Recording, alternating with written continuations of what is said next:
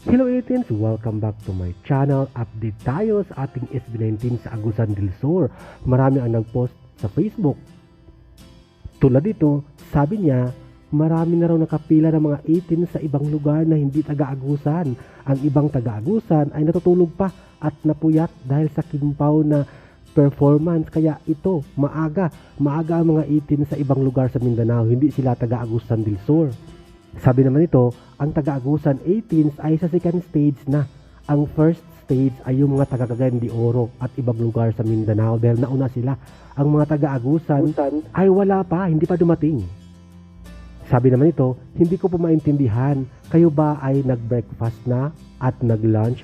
Mamayang gabi pa ang concert at performance ng SB19.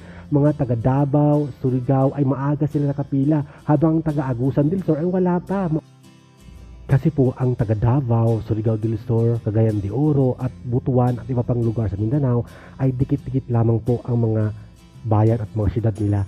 Pwede land travel. Mabilis lang makapag-travel at magpunta sa Agusan del Sur. Hindi po sila by water mag-travel, by land po. So halos lahat taga Mindanao ay madali at mabilis ang pagpunta doon sa venue ng SB19 dahil sikat na sikat po ang SB19, hindi lang sa Luzon, Visayas, kundi sa buong Mindanao. Kaya it's time na nagagawa na ng concert ang SB19 sa buong Mindanao 18s dahil dumarami na ang 18s Mindanao.